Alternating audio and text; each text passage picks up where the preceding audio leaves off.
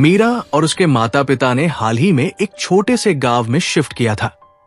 उनका नया घर बहुत पुराना और खंडहर जैसा था, जो गांव के एक कोने में स्थित था। घर के अंदर कच्ची दीवारें, टूटे फूटे शीशे और सड़ी हुई लकड़ी के फर्श थे। इस अजनबी वातावरण में मीरा को घबराहट होने लगी थी। नए शहर में आने के बाद वो काफी अकेली महसूस कर रही थी, क्योंकि न तो यहां कोई उसका दोस्त था और न ही कोई परिचित। मीरा की मां ने उसे समझाया, यहां बहुत शांति है मीरा, हमें यहां अपना जीवन फिर से शुरू करना होगा। लेकिन मीरा का दिल इस पुराने घर में नहीं लगता था।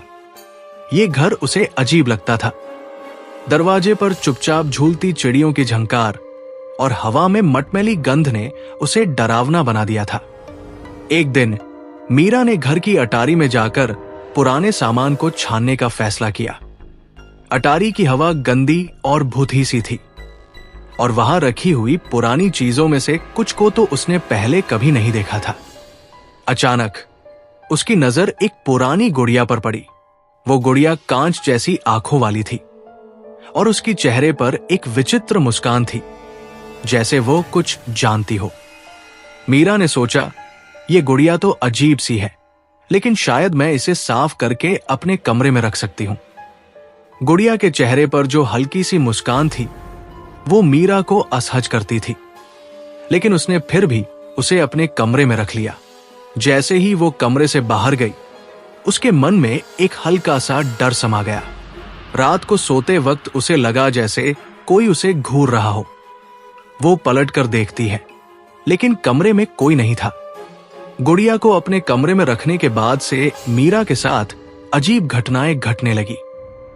एक रात मीरा ने देखा कि उसका बस्ता किसी कारण से कमरे के एक कोने से दूसरे कोने में आ गया था। शुरुआत में तो उसने इसे इत्तेफाक मान लिया, लेकिन फिर वो देखती है कि गुड़िया अपनी जगह बदल चुकी है। वो कभी बिस्तर पर बैठी होती, कभी खिड़की के पास खड़ी होती। मीरा को अब समझ में आने लगा था कि कुछ तो गड़बड़ है। वो अपने कमरे में अकेले रहने से डरने लगी थी। एक रात वो सोते हुए देखती है कि गुड़िया बिस्तर के पास खड़ी है और उसकी आंखें अजीब तरह से चमक रही है। मीरा के मन में डर समाने लगा, लेकिन वो खुद को समझाती रही कि ये सब उसका मानसिक तनाव होगा। अचानक मीरा के कमरे का दरवाजा खुद ब खुद बंद हो गया।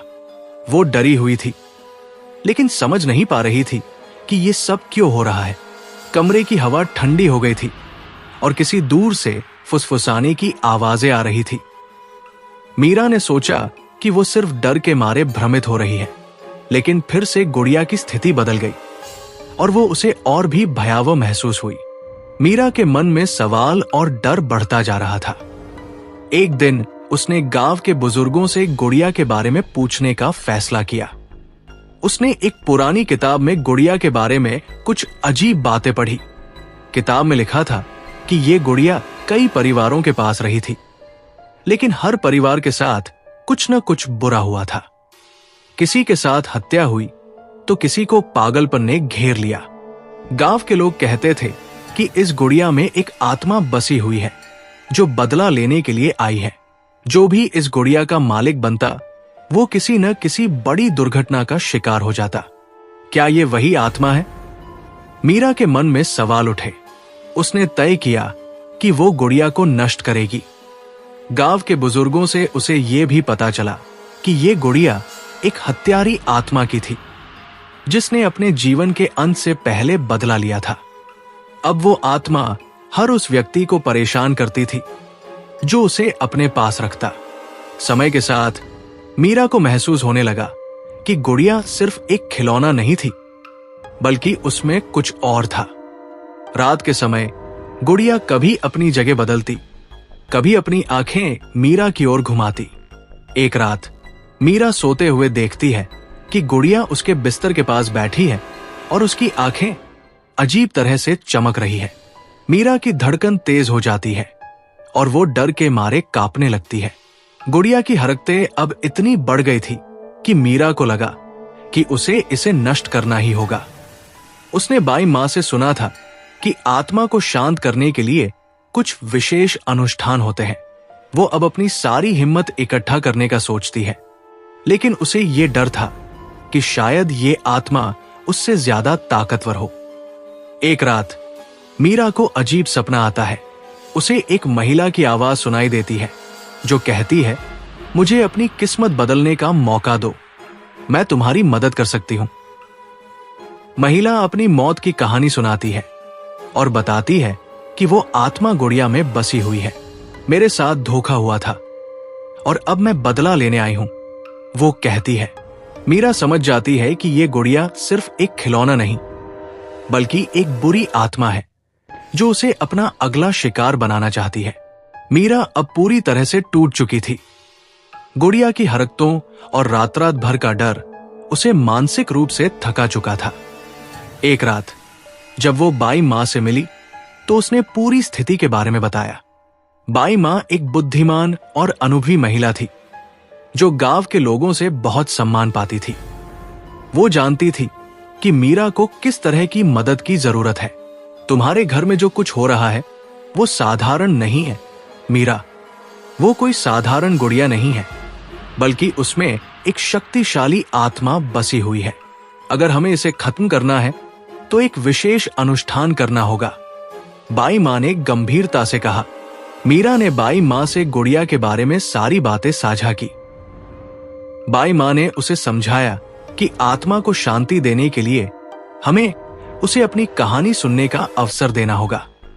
अगर वो आत्मा अपना बदला लेना चाहती है तो उसे पहले अपनी पीड़ा को व्यक्त करना होगा और हम तब उसे शांति देने का प्रयास करेंगे।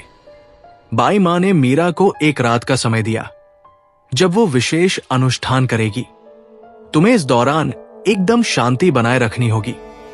यदि कोई भी गलत काम हुआ तो आत्मा को संतुष्ट नहीं किया जा सकेगा।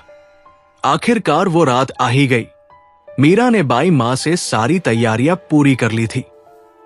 कमरे में मोमबत्तियां जल रही थी, चारों ओर अजीब सी ठंडक थी और हवा में एक अनजानी सी गंध फैली हुई थी। बाई मां ने एक लकड़ी की पट्टी पर कुछ पुराने मंत्र लिखे और उनके ऊपर एक काले रंग की चादर ओढ़ाई। तुम्हें कोई शोर नहीं करना है मीरा, अगर तुमने कुछ भी किया तो आत्मा को कभी शांत नहीं किया जा सकेगा, बाई मां ने धीमी आवाज में कहा। मीरा का दिल जोर से धड़कने लगा था। वो बाई मां के पास बैठ गई और उसकी आंखें स्थिर हो गई। बाई मां ने गहरी सांस ली और अपने मंत्रों का उच्चारण करना शुरू किया। जैसे ही वो मंत्र पढ़ने लगी, मीरा को कमरे में हवा का घुमाव महसूस हुआ। उसके चेहरे पर पसीना आ गया और उसकी आंखें डर से खुली की खुली रह गई। तभी कमरे का तापमान अचानक गिरने लगा। खिड़कियां अपने आप खुल गई और गुड़िया खुद ब खुद उठकर बाई मां के पास चली आई। मीरा को समझ में आ गया कि आत्मा अब अपना रूप दिखाने वाली थी। गुड़िया की आंखें अब पूरी तरह से चमकने लगी थी। बाई मां ने जैसे ही मंत्र पढ़ना बंद किया, गुड़िया ने अपना चेहरा घुमाया और एक हौसला भरी आवाज में कहा, तुम मुझे नहीं रोक सकोगी, मैं लौट आई हूं। गुड़िया की आवाज और आंखों की चमक ने मीरा को हिला दिया था। बाई मां ने आत्मा से शांत रहने की कोशिश की, लेकिन आत्मा ने उसका विरोध किया। तुम मुझसे नहीं लड़ सकते, आत्मा ने कहा और उसकी आवाज में गुस्सा साफ था।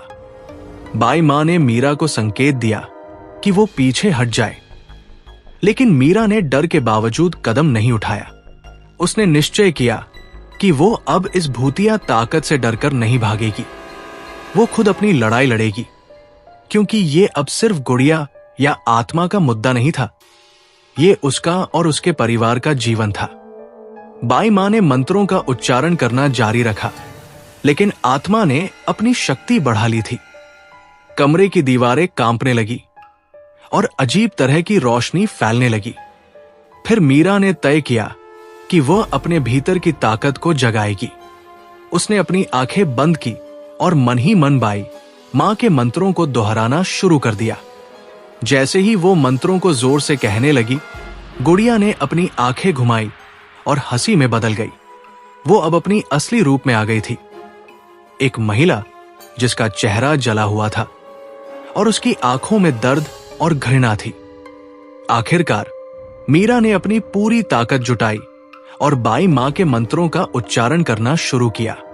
आत्मा अब पूरी तरह से अपनी ताकत को दिखा चुकी थी, लेकिन मीरा की आंतरिक शक्ति ने उसे दबा दिया।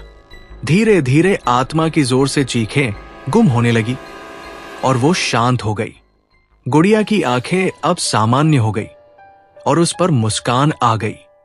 वो धीरे धीरे मीरा के सामने से गायब हो गई। बाई मां ने एक आखिरी मंत्र बोला और कमरे में छाई हुई अजीब सी ऊर्जा खत्म हो गई। मीरा ने राहत की सांस ली, लेकिन उसका मन अब भी थोड़ा डरा हुआ था। क्या ये सब सच में खत्म हो गया? उसने बाई मां से पूछा। बाई मां ने उसे शांत किया। ये अब खत्म हो चुका है मीरा, आत्मा को शांति मिल गई है। लेकिन मीरा जानती थी कि भूतिया ताकतें हमेशा खत्म नहीं होती और उसे कभी न कभी फिर से सावधान रहना होगा।